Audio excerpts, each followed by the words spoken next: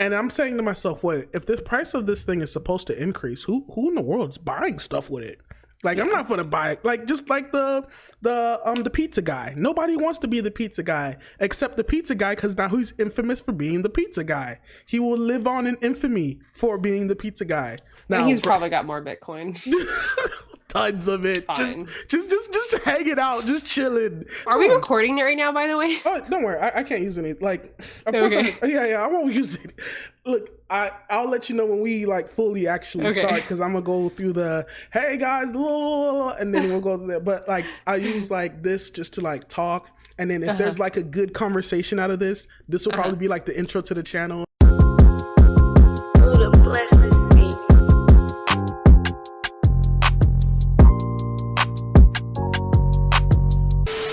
Okay. But that's just the whole movement, right? It's like people who are kind of tired of the tyranny, and it makes sense that they are so, because like a lot of them lost their houses in the financial crisis. They saw their parents lose their houses. So like, why should we trust the banks as young people? Yeah, I remember when my mom lost her house. That's so like the funny story is I was doing some research on my mom's house originally when she first like bought her house back in 1994. So I was super young, and at the time my dad had passed away from sickness, and she was working by herself, and she got this nice little habitat house, and the loan for her house was originally $40,000. Back in 2015, I was talking to her and I was like, Mom, how much more you got to do to pay for this house? And then she broke it down to me, because she never broke down the financials of their house, and she showed me how like back how she refinanced her house, how she bought another house, and she wasn't going to pay off this house because she refinanced it, so she was only going to end up selling it. And then we ended up moving to a bigger house, and that was literally a year before it was literally 2007 when we moved into that bigger house.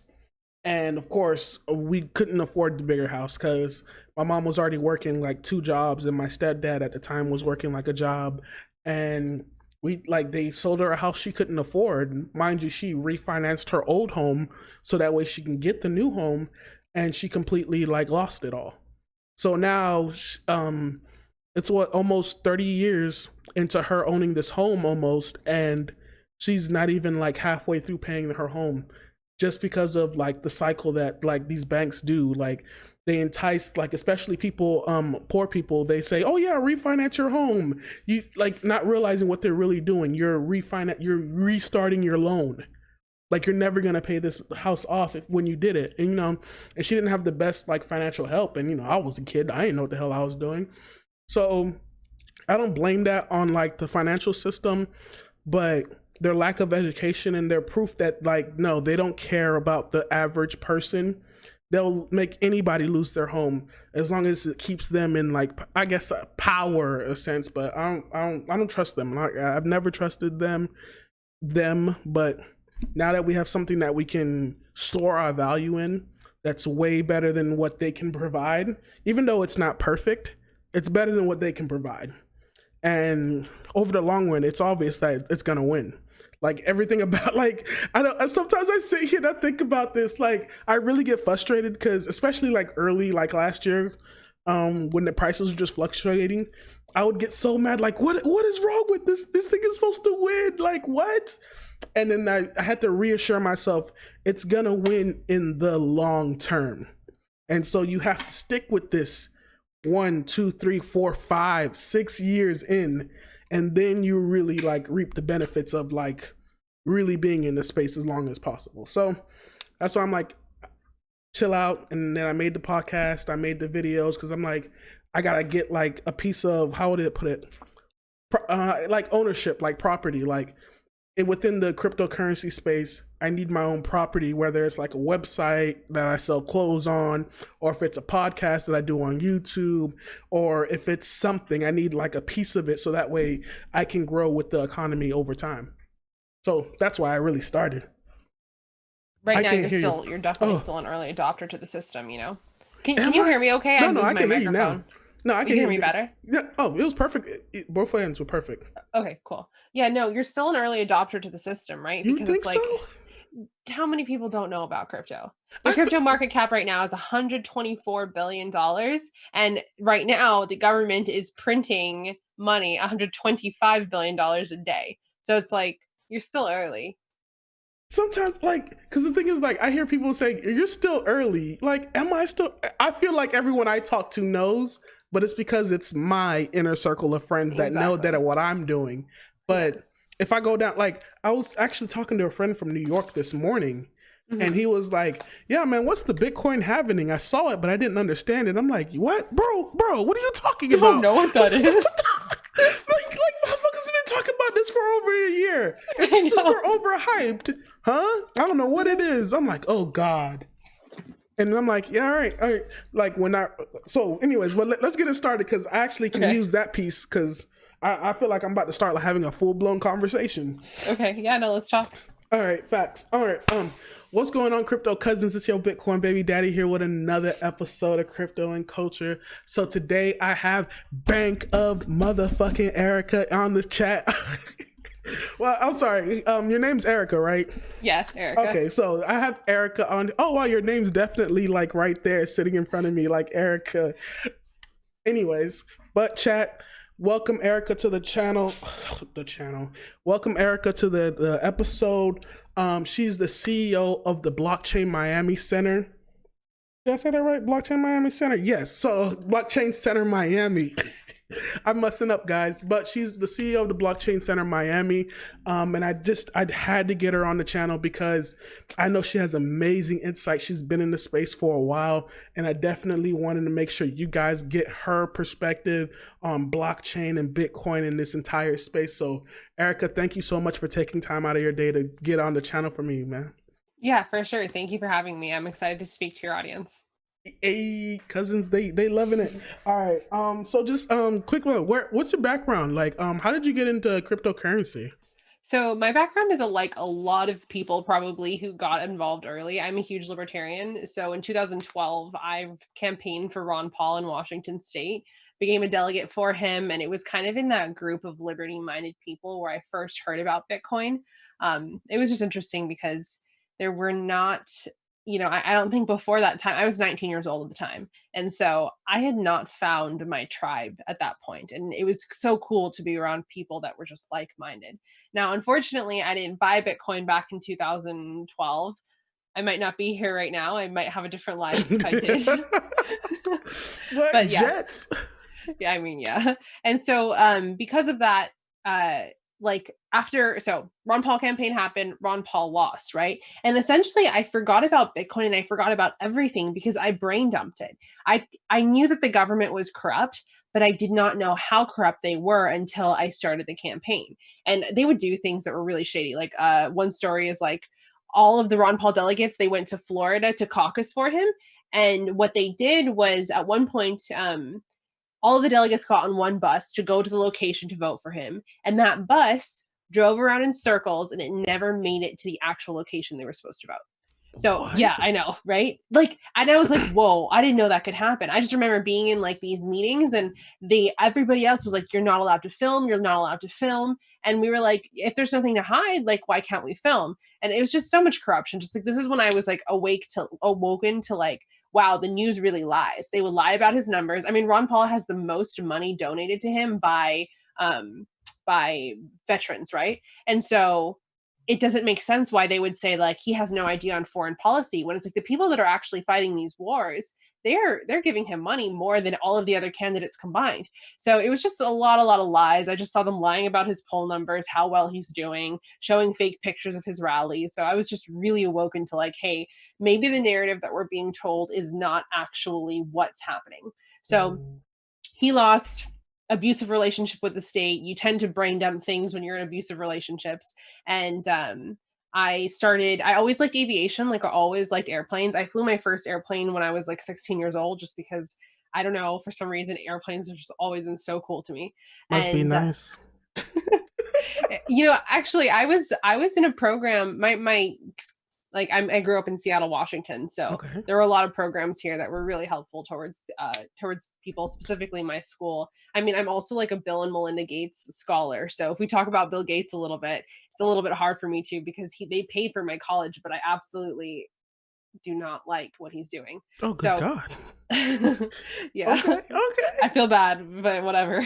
Anyways, so I went to a school called Embry-Riddle Aeronautical University. After that, I moved to Florida, and Embry-Riddle is like the number one aeronautical engineering school in the world. There, I got a degree in aeronautics, and even though I was there, I still was involved in the world of just economics. I would host debates on campus of Austrian versus Keynesian economics. I would do speeches on campus like the corruption of the mainstream media, like who is Rupert Murdoch, just things along that like line. But I didn't know that I was like this anarcho-capitalist. Like I knew I was a libertarian, but I didn't know that there was a whole group of people that questioned all the same questions that I was having.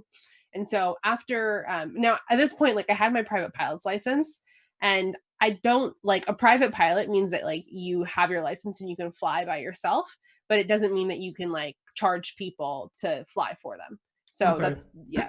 My degree was in aeronautics, and after I graduated, I started working in the aircraft trading and leasing industry. So fun fact, probably like 40% of the airplanes in the sky right now are on lease to the airlines, and China owns most of those airplanes. Just saying. I know. We don't, Stressful.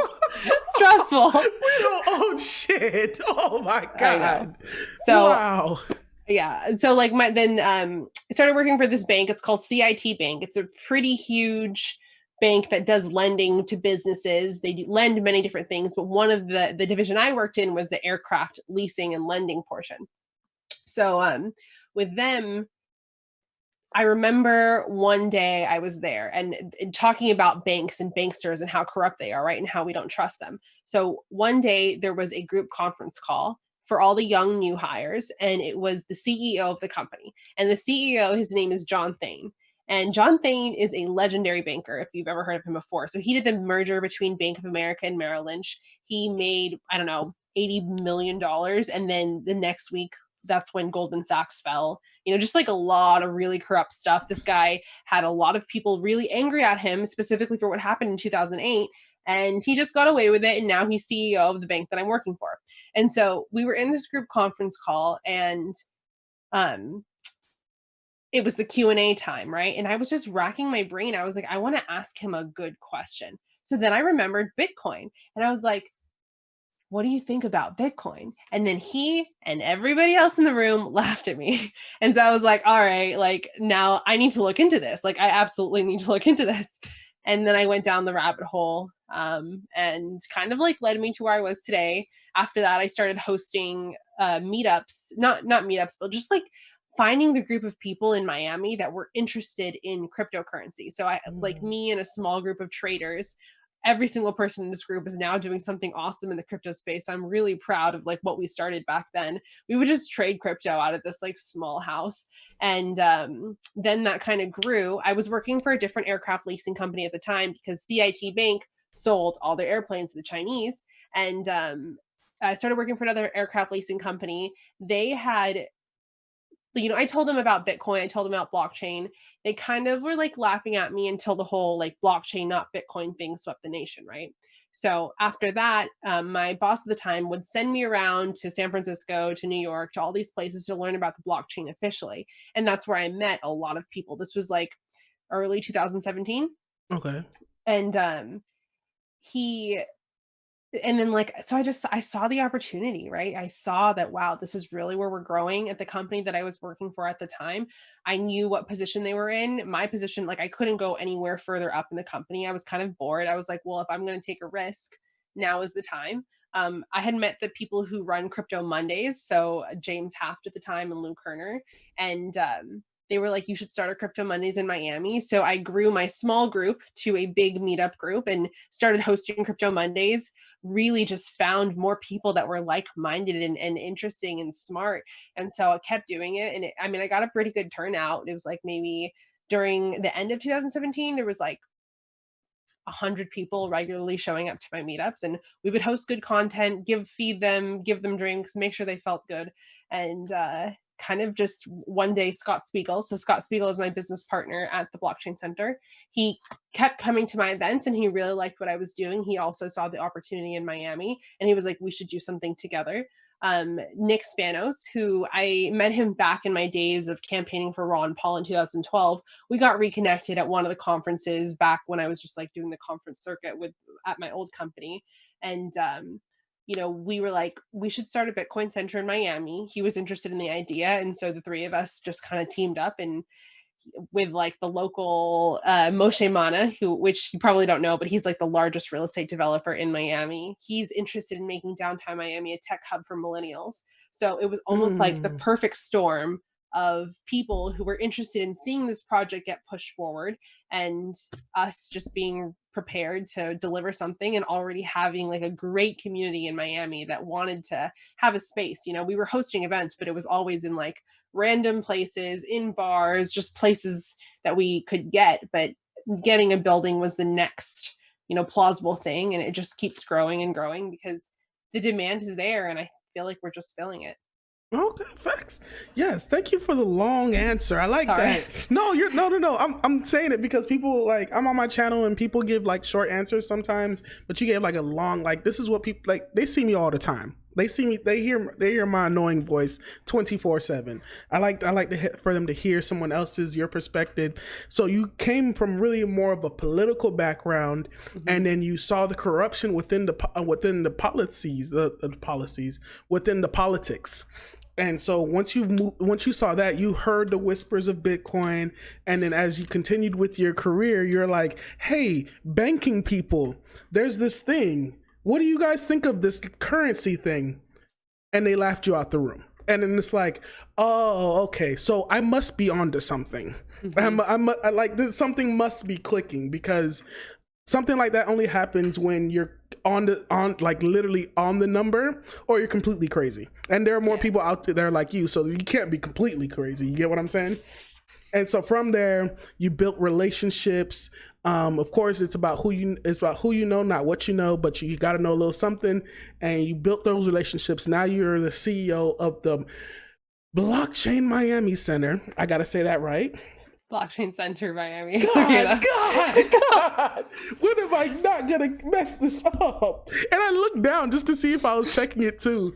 But Blockchain Center Miami. And so now you continue to host these meetups, and for essentially like-minded individuals, people who want to receive the information and not really try to go out there and reach out to everybody and try to force it down everybody's throat. But eventually it will be forced down everyone's throat, because it's gonna pretty much move forward. But thank you for an amazing answer. That is perfect. I had to speak in the mic because I heard myself going away. Yeah, because my story's kind of long. It's not like I learned about Bitcoin in 2012 and I bought it right away. It was definitely a progression. And I think that it's two lessons. The first thing is when you hear something and you're like, wow, this is amazing, look into it. Don't wait till later. Because if I had bought back then, things would be different. Jets? And then, what do you mean you'd be leasing your plane out? That's what you'd be doing right now. Exactly. And then the second thing is sometimes you're not meant to learn what you need to learn. My story is actually kind of cool and different, and people will resonate with it. And I don't regret not buying back then, but would have been nice. Look, jets, planes, women. Yeah, that's true. And yes, you would have women. Women would be rubbing your feet, enjoying life. But nobody wants that. After this, I got to tell you about my intro into Bitcoin, because my audience knows, because they don't want to hear that again. But they might like your reaction to it.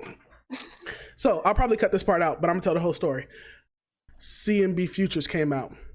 Okay. So God. You spotted the absolute peak.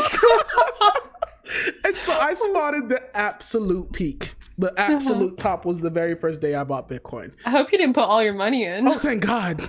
But of course, I went in heavy early, too early. Okay. You know what I'm saying? So I got ragged. Did you sell? Nah, I never sell, bro. Then you're still okay. You're fine then. Oh, no. Bro, if I would sell, what of a loss I would take? And even though I could take those losses as tax deductions or whatever, I think I'll wait. I think I've got strong hands. I think I'm gonna wait. I'm Yeah, good. exactly. What does adoption look like for you? Because I speak to a lot of people in this space, and they don't really understand. Like, well, I speak to a lot of people who are really early in the space, but it looks like you've not only spoken to some very important people, but you've also spoken to like some like-minded individuals, open-minded individuals. So what does adoption really look like for you? And if I say, I'm gonna put a time frame on it, what does adoption look like 5 years from today?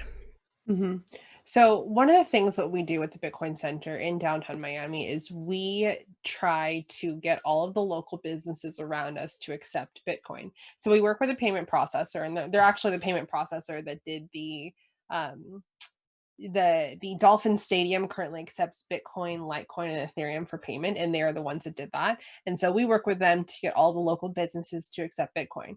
Now, obviously, that plan is on hold right now because of coronavirus.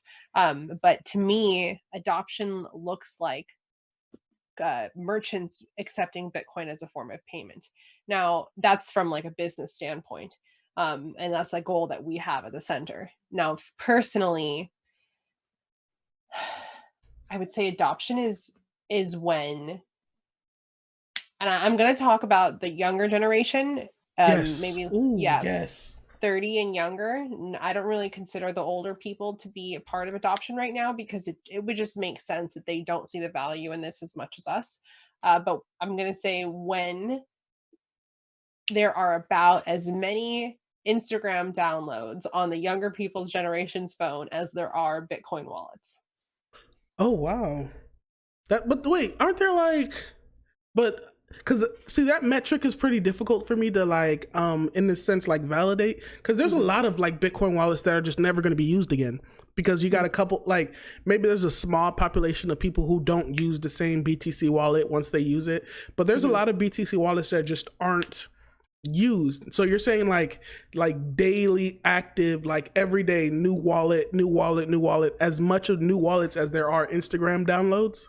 I would say, okay, I guess not Instagram downloads. Let's say Cash App, right? Okay. If there is as many people on Bitcoin, okay, let's Cash App holds Bitcoin. There's as many people holding Bitcoin on Cash App or on some other wallet app on their phone as there are of people who use Cash App for transfers. Okay, so every person on Cash App has a Bitcoin, at least has a fraction of a Bitcoin, because you know no one's gonna have a Bitcoin. Like, let's just be real. But Only like they don't have like they have Bitcoin on their Bitcoin wallet on Cash App. okay, Like you yeah, have to have Bitcoin on it, or it doesn't count. yeah, you know they have to have Bitcoin because they have like, because Cash App has like a Bitcoin wallet for all their accounts, but it has to Yeah. have Bitcoin in it. It has to have at least $1. Like, come on. Yeah. And that's kind of actually a little hard too, because to me, real adoption is when you understand the need to hold your own private keys, right? Cash App right now holds your private keys. So it's not, I mean, to them, it's more an investment strategy than it is a way to safeguard your assets. Right. And so this, see, so what? There's two things. There's two things that I wanted to bring up. That. So the first thing you said was pay with BTC. Who in the world is paying with Bit? Like, whoa! Like, so this is the thing. So I'm in this space. So I've only been in this space since 2017, and you know, the narrative for Bitcoin is always changing year to year. So first, Bitcoin will never be whatever because it can't scale. It's not fast enough. We need it for payments or whatever. And I'm saying to myself, wait, if the price of this thing is supposed to increase, who in the world is buying stuff with it? Like, I'm not gonna buy it. Like, just like the pizza guy. Nobody wants to be the pizza guy except the pizza guy, because now he's infamous for being the pizza guy. He will live on in infamy for being the pizza guy. Now And he's probably got more Bitcoin. tons of it. Fine. Just hanging out, just chilling. Like, I remember I saw the 16-minute video, and they like had images of his house, and I'm like, bruh, what? Like, why are we clowning him? Do you see like waters? Like, I'm like, bro, chill out. And his kids are all like all set, but like I know, like, so I know like this is like an important I guess, how would I put it, requirement for adoption. But why push pay with BTC if you know no one's going to be paying with it unless it's for like a novelty kind of thing? You know what I'm saying? So for the payment processor we work with, it costs no money for a merchant to use them and adopt them into their system. So it's really just the availability for that to happen in case it did need to happen. Now, there are people though who do use their Bitcoin. I mean, a lot of people don't because it's like, why would you? But there are people who, especially people who I know who travel internationally, it's really hard to get your money in every single place you visit to transfer from one fiat currency to another fiat currency. So what they'll do normally with me is like be like, hey, like I'll give you some Bitcoin, give me some cash so I can do what I need to do while I'm here in Miami. And so people like they do spend their Bitcoin, I would say. And Mm. then there is no harm in having uh, places be able to accept it. If anything, it's a good marketing tool for those places to say that, hey, guess what? I accept this international currency. Okay, so you just like completely trashed my questioning. Like what are you doing? I'm supposed to be the smarter one. No, I'm just kidding. Anyways, but no, that was I like that answer because a lot of people can't answer that. Like a lot of people don't have a real good answer to that. Like if no one's paying with this quote unquote, well, especially in America. No one's paying with it, but you said, nah, Yeah. this is an international thing. Just think above America. So I like that. So now let's go back to this initiative of younger people. Cause I always had I had the same idea, like this internet money, this Bitcoin, this blockchain, older brother, he's like 36, and anyone above that, they could care less. But it's really gonna be like this, like my nephew who's like 18 right now, and I sent him some Bitcoin on his Cash App, and he's like, "What is this?" I'm like, "You could sell it and send it into cash." And I'm pretty sure he probably sold it immediately and then took the cash. But he's like, "Why didn't you just send it to me regular?" Because I wanted to show you that this is also something that you can use. And it's funny because it's gonna sit in front of them for like years until they finally realize, "Oh wait, there's Bitcoin on this Cash App thing." You know what I'm saying? So what is it? How should we bring, I guess, Bitcoin into like the younger generation other than just like Cash App? Because we know like the younger generation, they want to be entertained.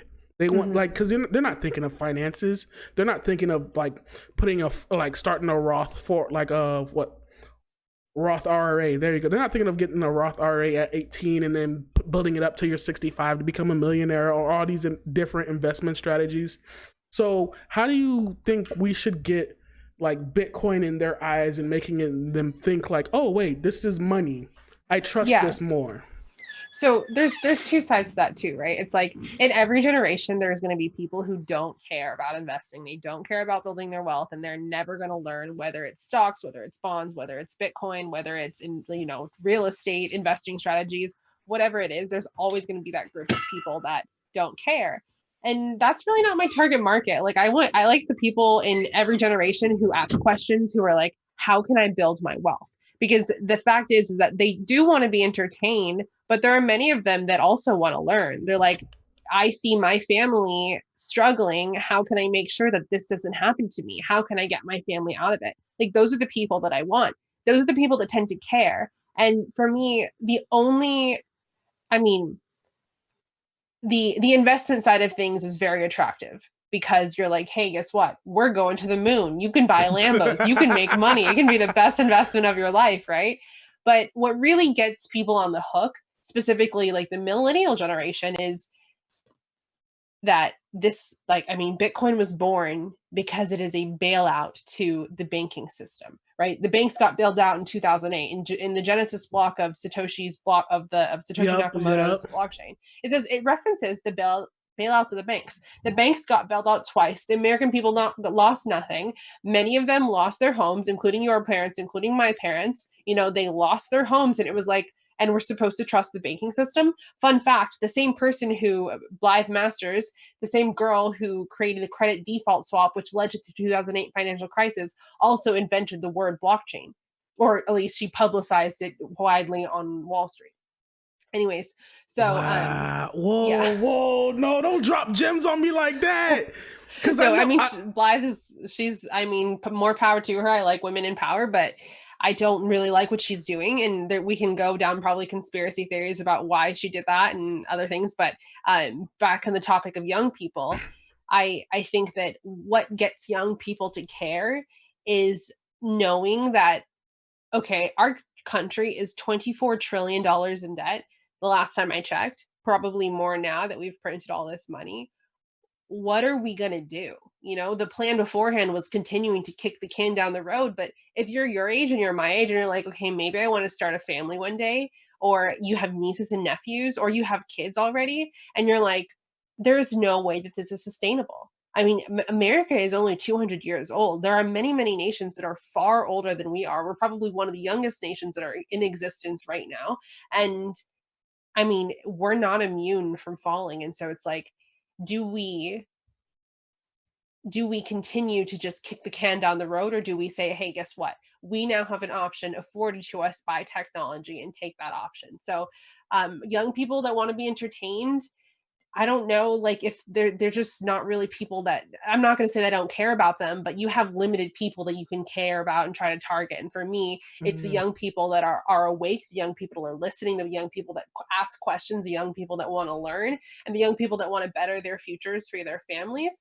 The message for them is like, "Hey, here's a better form of money that's outside of the control of governments. Like, you don't trust these people. They've shown you many reasons that you should not trust them. And now let's do a silent revolution, a very peaceful revolution, and exit the dollar and exit the national fiat currencies in whatever country you're in." Mm. You're talking treason. Oh, good God. No, but you hit some solid points. Now, I don't think children will, not, I guess the younger audience, I'm saying children. I don't think the younger audience will understand that they shouldn't trust their government because they don't feel the effects of what's happening right now. You Okay. know what I'm saying? Because I felt the effect of the 2009, 2008, 2009, but I didn't know why it happened. Like, I was like, oh, just Until years later, right? until years later. So Hmm. they're not going to know what's happening today because we're going through another financial crisis right now. These people just don't realize it yet. People just think we're going to bounce back from this, and I'm like, I don't think we're going to bounce back from this as well as people Not from think we this are. one. Not as well. And so a couple years from now, they're going to realize what happened, and they're going to be like, wait a second, hasn't Bitcoin been around this whole time? And we didn't move to it, but who knows what Bitcoin's going to do by that point. But let's go back to this blockchain, not Bitcoin. So I actually had this written down too, thank God. And so you said something amazing. So the woman that created the credit default swap, Hmm. she invented the word blockchain. I don't know if she invented it, but she was the one that Who she might published have. like She publicized it heavily among Wall Street, was blockchain, not Bitcoin. so back to this blockchain, not Bitcoin movement. Let's talk about blockchain. So you say that businesses they like the word blockchain. You talk to them about, and essentially, oh, so this is just a ledger. It's a public ledger. You can have your own private blockchain, but we don't know how useful that's going to be because you have a private database that does whatever you need to do now, and it's instant and it's way faster than any blockchain could be. So what are your thoughts on this, like blockchain, not Bitcoin? Do you think this narrative is really going to be able to be pushed further and further down the years, or do you think, I guess, the narrative of yeah, I get Bitcoin's on a blockchain, but I want the Bitcoin. You get what I'm saying? Hmm. Yeah, I think the blockchain, not Bitcoin thing really creates a lot of confusion, right? Mm-hmm. Because there are certain characteristics that Bitcoin has: immutability, increased security, increased transparency, like these benefits that Bitcoin touts, that not every blockchain touts. Not every blockchain is decentralized. Not every blockchain has the ability to increase your security. A lot of them are actually much less secure than if you use a traditional database. Not all of them, so it depends on which blockchain you're using. And I think a lot of people are confused because they see the possibilities of what blockchain can offer, but they don't understand that maybe the blockchain that they're buying into, or maybe the blockchain that their company is going to use, does not meet those requirements. So Right. it is really confusing. Now, do I think that blockchain has a use case in businesses and industries?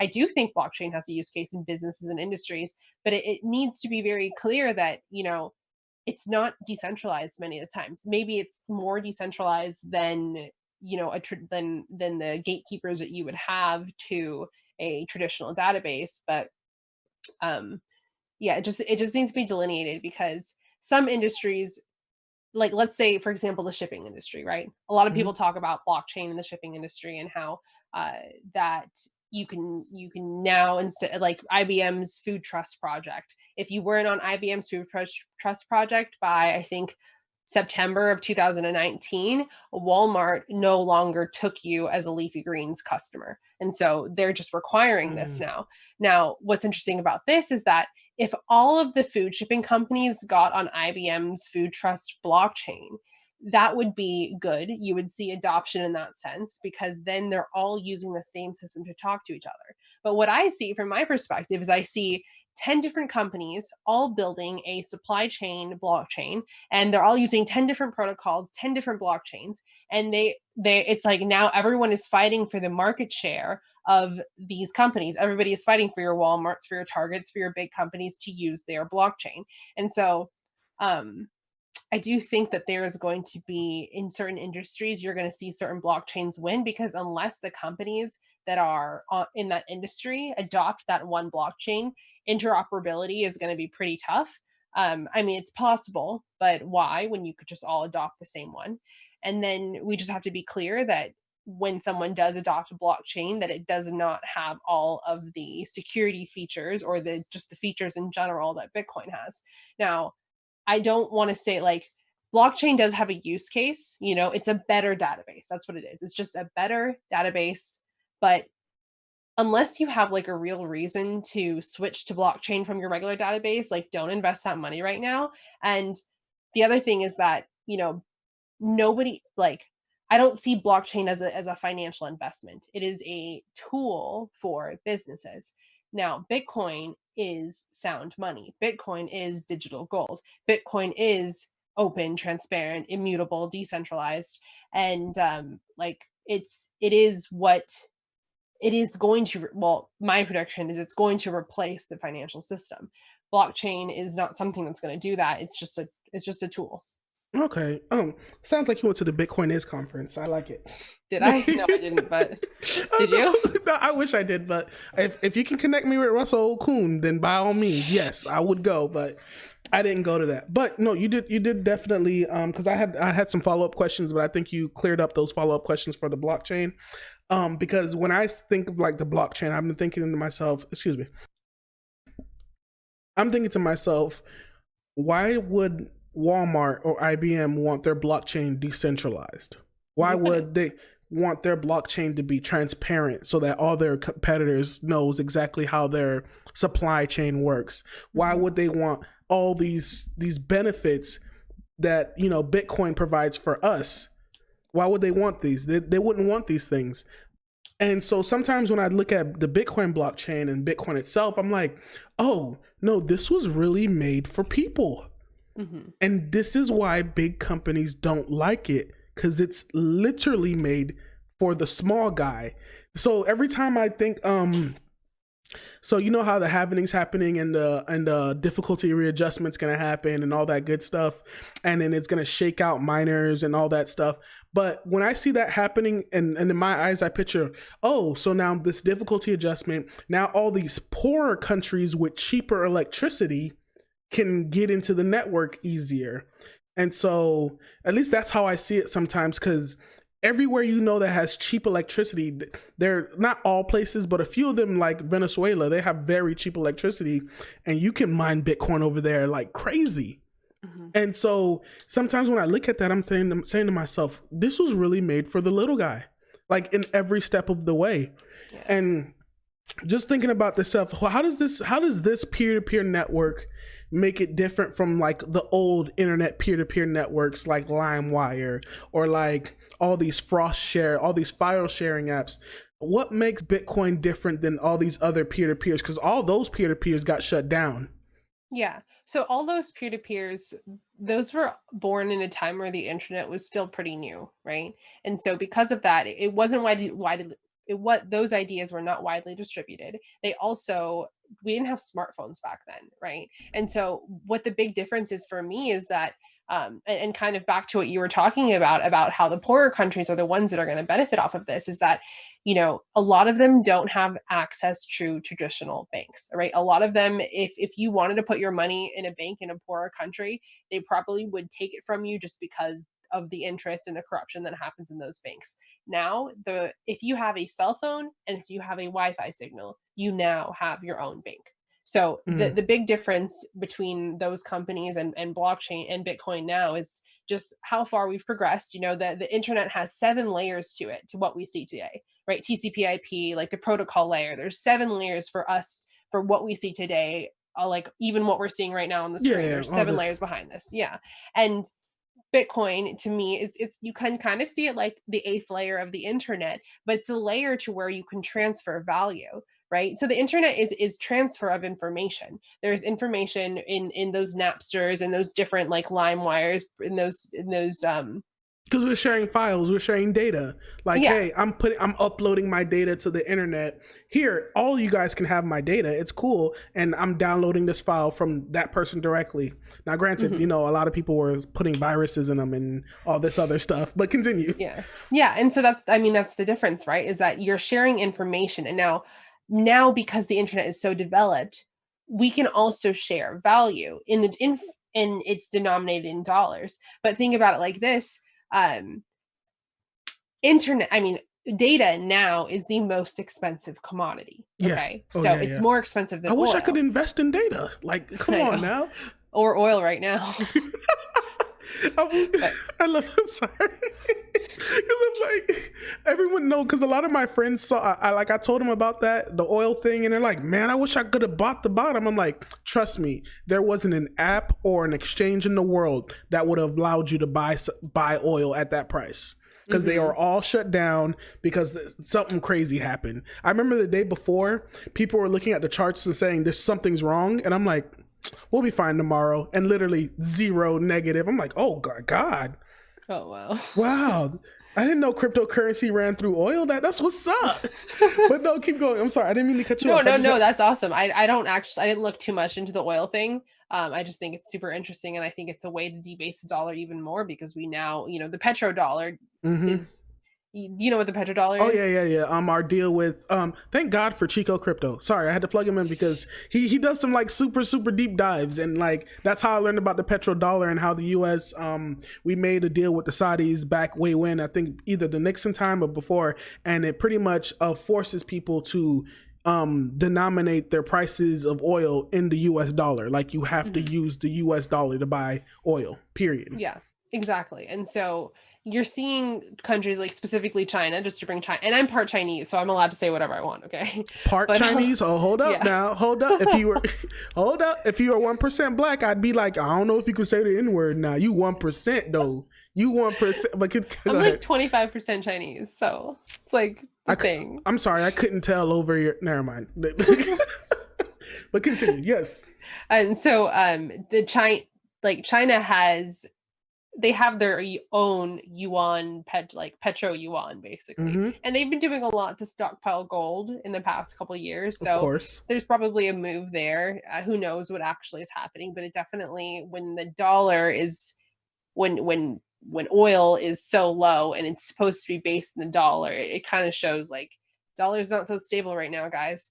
But what were we talking about before that? Debasement of currency, oil. I don't even know how we got here. How did we get here? Oh, I think just having people in other countries be able to participate in the financial system. Yes, Lord, thank you. Good job. Yeah, so it's a thing now. I mean, beforehand it was like, data is the most expensive commodity. It's more expensive than oil, especially now. And what happens is that you can't really put a price on data, right? You can't put a price on the sharing of your information. Facebook can. Facebook can, because they sell it behind our back to people that we don't know who they're even selling it to. Right. But then how do we as a consumer get that back? Now, I'm not going to say Bitcoin is the answer to that, but it is a step in the direction to where we will be able to get control of our data. And some blockchain will do that, where we'll be able to get control of our data and be able to monetize what we create instead of it being sold to some third party, making Mark Zuckerberg rich. No, So, you're 100% right, because not only that, because I believe like 2 days ago, my friend sent me like a picture. Hey, Facebook has a new update where you can turn off their feature of them watching your apps while you're not on Facebook. Yeah, oh yeah. gosh. So like, I mean, I knew they were monitoring everything that goes on your phone, but literally all your other apps that you use, they have a feature where you can turn off of them monitoring your other apps. And I'm telling myself, if Facebook is doing it, all these other apps must be doing it too. Like they all must be watching me go through. Let me not expose what I have on my phone, but they're watching me do all that, and I'm like, come on. But I'm gonna go ahead Very and wrap true. this up real quick. So I know this is very cliche, but I'm gonna do it anyways. Price prediction. What are your prices? Because look, I'm sorry. I'm gonna tell this to everybody. If the big boys can make price predictions and be wrong 24 fucking 7 and with no repercussions, I can make ridiculous, ludicrous predictions as well and be perfectly fine and keep my reputation. So, price prediction, end of 2022. 2022, 200K Bitcoin. 200. What's your basis off I don't of? know. I'd like twos, 2022, 200K Bitcoin, whatever. The happening is already what 2 years in at that point. Who knows what else is going to happen? And I don't know. Okay. We have to think about it like this. I think gold right now is at, I'm going to say $7 trillion, right? Yeah. It's $7 trillion market market cap. cap. Yeah. And US dollar, and the world's circulating supply is $60 trillion. Bitcoin market cap right now is 124, $125 billion, around that. For us to get to a 200K Bitcoin would be, I don't know, how much of an increase is that? So we Like hit. I think. 30. No, go ahead. I'm sorry. It would be like a 300 times increase. Oh, from where we are right now. Yeah, so $3.7 trillion would need to be the market cap of crypto, of just Bitcoin, in order for a 200K Bitcoin to exist at the current, like if we just did a current, at the current prices. That's nothing.